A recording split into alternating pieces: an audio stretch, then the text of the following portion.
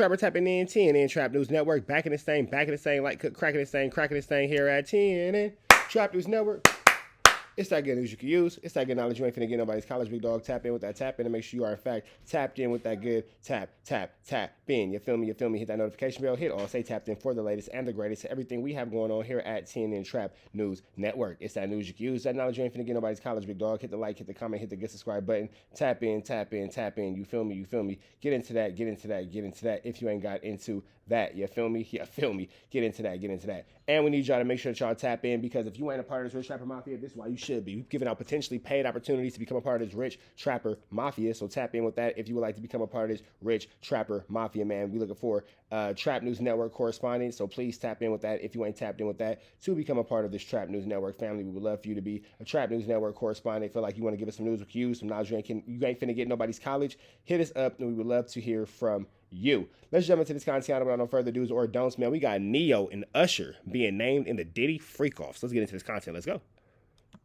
These A-listers and music legends have to the now disgraced music mogul. And what the night in question that a witness claims they were in attendance for means to how this trial could play out. We're on the case presented by Law and Crime. I'm Chris Stewart of Testimony. The witness that brought up Neyo and Usher was Rashard. She was once a member of the singing group Danity Kane. That group was signed to Diddy's label, Bad Boy Records, and she also sang for another bad boy group called Diddy Dirty Money. Sean Combs was actually part of that group. It was a trio. They had a few songs that came out between 2009 and 2011. Prosecutors called Rashard to testify. Now, before I get into the moment where Usher and Neyo were brought up, I want to take you through her testimony and what led to the point that she brought their names into this. Now, Rashard told prosecutors in 2009, she witnessed Sean Combs allegedly attack his then-girlfriend, Cassandra Ventura, the singer known as Cassie, who has already testified in this trial that she was abused by Combs physically and sexually during their 10-year relationship that ended in 2018. Now, here's a line in the transcript where Rashard said, quote, "I observed Cassie being attacked," and then, when asked,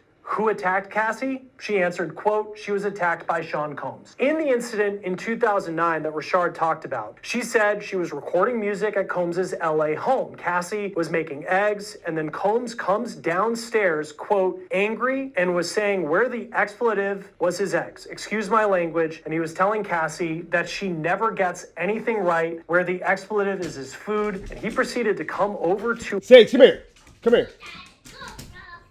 Good night, little boy. It's time to go to sleep.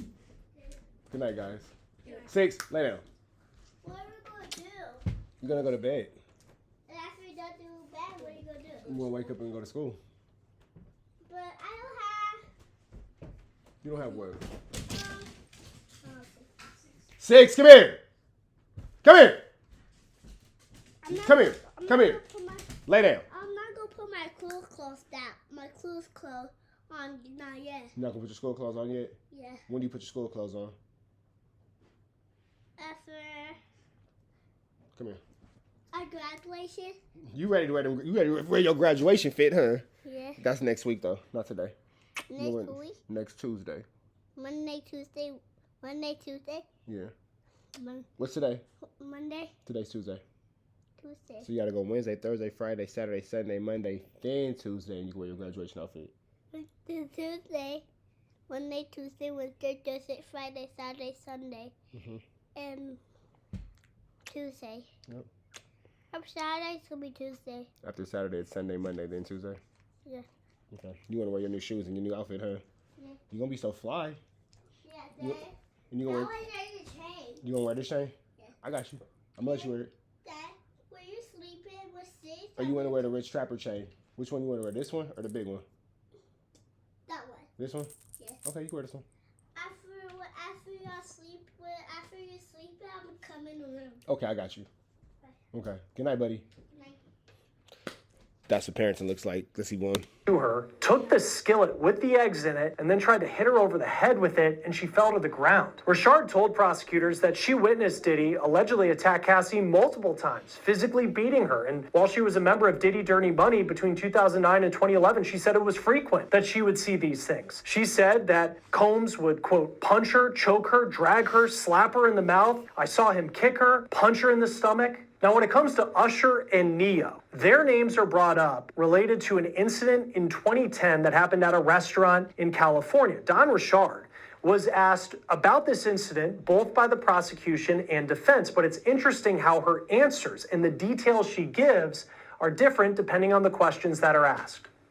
Rashard was asked about that incident. It was in West Hollywood, California. There was a restaurant, a dinner with a lot of powerful people in 2010. And at that dinner, Rashard says Diddy allegedly punched Cassie in the stomach. She said, quote, "We were having a private conversation, and when we're all sitting, eating at the tables together, when I say we, I mean some bad boys, some of our other label, and some celebrities were in the room, and they were secretly arguing, and he punched her in the stomach. Sean Combs punched her in the stomach." The prosecution then asks, quote, "Who, if any of Mr. Combs' employees were present?" And Rashard says Harv Pierre, Capricorn Clark, Mia, D-Rock, Bonds, myself, and Kalina Harper. Now, the prosecution then asks Rashard about Harv Pierre. He was a bad boy executive, and he answered to Sean Diddy Combs. The prosecution also asks how, quote, employees reacted to Combs allegedly punching Cassie in the stomach, to which Rashard answered, "They didn't. No one intervened. We didn't." I want to take a break from this story and bring you a law and crime legal That's crazy that all that happened to that girl and nobody stepped in and do anything. They just all kind of just stood there and stood by while she was getting her feet whooped. How you at a dinner getting socked on and don't nobody say nothing? Like, that's not the kind of punch I think she wanted. I think she was more referring to the drink.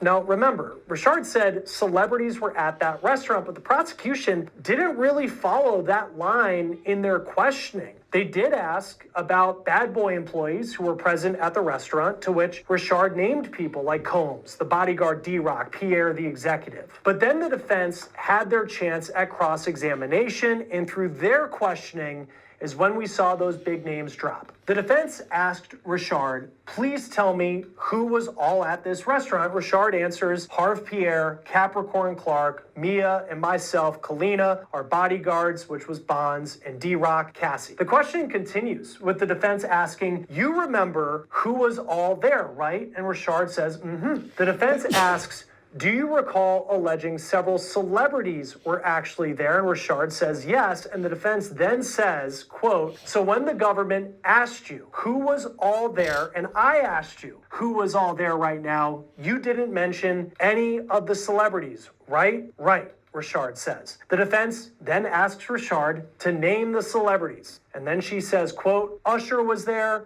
Jimmy Levine was there, Neyo came through. There were a few others too. I don't recall those people, but those are the ones I remember talking to." Damn, Usher, you was standing right there where Cassie was getting her feet whooped and you ain't say nothing? The defense Usher, you better go into the stand and give out them confessions. then pressed Rashard a bit, asking why she didn't say those names before when she was asked about who was there by the defense. And Rashard says she was just repeating what she told the government in their direct examination. Usher and Diddy go back decades. Usher lived with Combs for a year, actually, when he was just a rising star in the music industry. He was 13, 14 years old at the time. Usher actually spoke about living with Combs in an interview 8 years ago on the Howard Stern show. Here's part of what he said. You're going to go to Puff Daddy's. He's going In the 90s, do you understand what that's like? Puffy's place was like just filled with chicks and orgying like nonstop, right? No, not really. I Come mean, on. but hey, it was curious. I got a chance to see some things. Now, as far as Grammy winner Neyo, he is someone who has been known to be a friend of Diddy and to be in the same social circles over the years. He faced backlash for a comment he made in the wake of Diddy's arrest during a performance in New Zealand last year, where he reportedly said, quote, on stage, "I was sexually assaulted and I liked it. I had a great time and I'd do it again." He later apologized for that and said, Not a good quote, Neyo.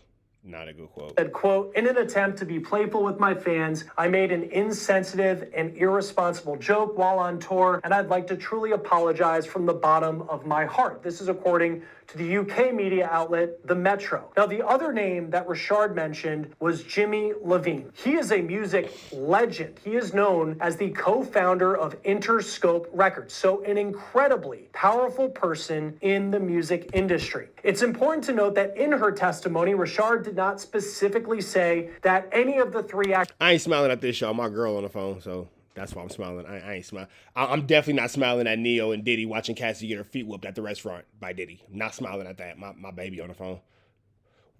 We gonna stay away from dinners with Neyo and Diddy. We not gonna go. actually witnessed We matching. Look at this. that alleged moment where Combs punched Ventura in the stomach, but she did say that they were allegedly there that night. Now, none of the three have released statements since their names were brought up in court. Combs is on trial. He's expected to be on trial for roughly 7 more weeks. He's charged with racketeering, sex trafficking by... It's crazy because we haven't even gotten to the racketeering, the sex trafficking, or anything of the actual crimes he's being committed on. Right now, we're just talking about this whole domestic violence thing with Cassie. That's actually not what he's involved in the RICO for. Force and transportation to engage in prosecution. He has pleaded not guilty. Joining us now, once again, to talk about this case is former prosecutor and criminal defense attorney Safa Robinson-Ferrer. Always great to have you on Law and Crime. Usher's name, he comes up yesterday, and that was kind of a moment where people clearly recognize who Don Rashard was talking about. What should we take away from that anecdote and the fact that Usher's name was brought up? That girl got a big old head. The fact that Usher's name was brought up, I think one of two things about it. On one hand, it's irrelevant. It doesn't go to prove... She got a big old face. Like, she all face and head. Like, she like a pretty thumb. She for sure look like a pretty thumb. Like, that girl got a big old face and a big old head. She all face and head. Sure her nigga like you. Face and head. Or disprove You can relate. Face and head. whether Mr. Combs is guilty of the charges as alleged in the indictment. On the other hand, I do think that it provides background information that there were other individuals that could have possibly observed these alleged assaults or attacks on Ms. Ventura. Not only that, but if the government intends on establishing a timeline or a pattern of events with respect to Mr. Combs, his enterprise, and their dealings with individuals from the public or in the industry, it's good to note that the allegation, or at least the testimony came in, that Usher was involved with Mr. Combs early on in his career when he was approximately, I believe, 14 years of age, that he had gone to some sort of academy through Mr. Combs' enterprise or business. And the government can certainly use that to show a long pattern of behavior, dealings that he may have had with other individuals in the industry, and also to establish that Mr. Combs and Ms. Ventura had this long-standing relationship, that not only, there were a select few that got to observe, but that publicly some of these allegations or allegations of violence happened, and that other people observed those things. And when we look at the transcript, and I have it here, and you have the defense asking why Rashard did not talk previously in conversations with the government about Usher being there, Jimmy Levine, who's a famous producer, as well as the singer Neyo. Should we take anything away from that it appeared that their names didn't come up earlier when she was having conversations with the government? Yeah, what we can take away, and what the defense is essentially trying to do here, is really strike at her credibility. What the defense did during its cross-examination is say, well, these other individuals were there, and you didn't just... Well, let's continue this, man. Let's continue this. ...to disclose that to the government. And now it's only today, as you're testifying, that we're just now hearing of these other individuals, Usher Raymond, Neyo, and other executive producers that were involved or possibly witnesses to the case. Again, striking at her credibility because she did not tell the full truth at the time she was asked by the government, which later down the line during closing arguments, the defense can get up and say, Ms. Rashard testified A, B, and C to you. However, she failed to disclose X, Y, and Z, and that's why you shouldn't believe her. That's why you should not give her the credibility that the judge is going to instruct you on, and the jury can take that into consideration. And one thing that's been apparent throughout all the witnesses thus far is clearly this was a relationship that had a lot of domestic violence incidents, but this isn't a domestic violence case. Yet, and it's crazy that it's not a domestic violence case, but that's all we're talking about. I'm not saying that we shouldn't hold him accountable for his domestic violence, of course, but that's not what this nigga's on trial for.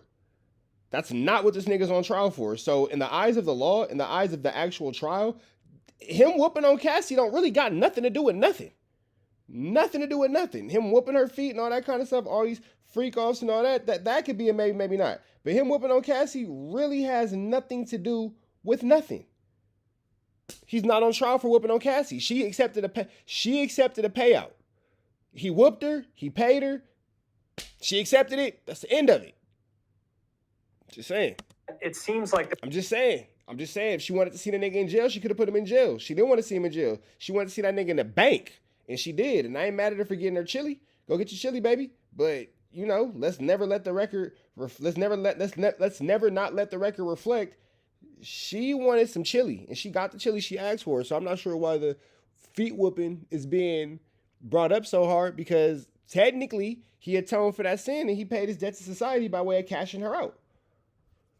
It's a tricky situation. There's a lot of people who witnessed physical abuse, and in this case, you have Usher and Neyo. I mean, these are A-list celebrities who are seeing Sean Combs punch his girlfriend allegedly in the stomach, which is something that you would think if you saw that, you know, on the outside, if you think you'd stop that, you would step in, you would say something, but apparently they didn't, according to Don Rashard's testimony. Does any of that, the fact that he was doing this out in the open? She didn't say her do nothing either. She said she seen the whole thing happen. What did she do? Nothing. Where was your antennas at, Don? Play towards taking some of the domestic violence incidents, but showing that it was a much larger thing, which is what the government's trying to prove. You know, so with respect to the other individuals being present, although there's an allegation that they were present, and they're not really allegations, it's just background facts, I don't know that Ms. Rashard has testified that they actually observed the striking. You know, maybe they did, maybe they did not. But I don't think that that's going to do any benefit for the government as far as knowing that these things happened more broadly. I mean, it's clear as day that this case is rooted in domestic violence, that Mr. Combs was domestically violent towards Ms. Ventura, whether it was isolated behind closed doors and just Ms. Ventura, and a close select few were testifying to this, or on a grander scale where, you know, a select few and publicly people can testify or people have observed these allegations, whether it was just one or whether it was many. Testimony is evidence, and whether that was testimony from one person or testimony from multiple people, the jury can still consider that as evidence in determining whether Mr. Combs is guilty or not guilty. If these individuals observe that, then, you know, the hope would be that someone would have intervened earlier on. But again, you know, it doesn't negate the fact that, you know, the charges here are racketeering, sex trafficking, and things of that nature. One of the things the government is alleging is the use of force. So I think that's why we continue to hear this domestically violent line of questioning. And I think the government is hoping that the jurors will view this as satisfactory to the element requiring requiring force, physical force of violence. Yeah, and to your point, I'll you know, just looking at this transcript, you're right. Yeah, it's Usher was there, Jimmy Levine was there, Neyo came through. So it's saying that they were there, not necessarily that they witnessed the abuse that Don Rashard said happened at this dinner. What did you make of her testimony now that she's off the stand? You know, it was pretty interesting testimony. I don't know that she was a necessary witness, although the government deemed her to be necessary. Ms. Ventura got on the stand and testified about the abuse. It testified about what happened to her. Ms. Rashard seemingly came up behind her and corroborated for the government those allegations. And I don't think there was even a question about that. The hotel footage came into evidence. Ms. Ventura testified, so now Ms. Rashard is here testifying to more allegations of domestic violence. And the government has to be really careful here, because the way that it is being painted at this point is that this is a domestically violent case, which is true. But the government needs to prove a RICO. And that's crazy. Exactly. He's not being charged with domestic violence. He's being charged with a RICO. So putting all this onto a domestic violence to the RICO is not necessarily helping the case. It's not what niggas is there for. To prove sex trafficking. They don't need to prove domestic violence, and it can certainly confuse the issues with the jury and ultimately land them in a verdict of not guilty. I know some of the evidence that the government will point to, some of frequent flyer accounts, credit cards, bank accounts. We haven't really heard a lot about that as of yet. How do you see the government, now that they've really established, whether it's Cassie's testimony, some things that Don Rashard has said, about the domestic abuse, the violence that was in this relationship, where do they go from here if they are going to paint this picture of a RICO, which is essentially what they need to do in this trial if they want to get a conviction? Yeah, so what the government's going to continue to do is put on their witnesses. I think that they got a witness on the stand that worked for Mr. Combs at a certain point in time. That individual also testified to some alleged violent behavior on behalf of Mr. Combs. I think if this individual is still testifying, or as other individuals continue to testify, we will start to hear about transportation with regard to these alleged sex workers. So one of the things that the government has to prove and show is that there was a transportation via interstate commerce, which is a very wide net and catch-all for the government in order to seek a conviction, is that these individuals were transported or traveled via interstate commerce from one state to another. So we may hear testimony about frequent flyer accounts, or whoever the individual was that set up these or purchased these plane tickets, or if they flew private. Whoever set up the transportation and travel may ultimately testify. We might hear from them to further establish that this was a sex trafficking case. And on the interstate commerce charge, if they were to buy an escort from Miami and fly them to New York, would that be considered interstate commerce? That would be. So the train, or excuse me, not the train, the plane traveling from Talking about the train they ran on Cassie. That's what she's thinking about. Miami to New York is an indication that this was via interstate commerce, because it's going from one state to another. Even if they traveled via train or via car, going across state lines would satisfy that factor. We've seen Cassie's off the stand, but whether it's Don Rashard's testimony, David James, who's the former personal assistant, he's talked about Cassie as well. What do you make at this point, seeing how the testimony's going, that the government decided to have Cassie early on in this trial as opposed to building up to her testimony at the end?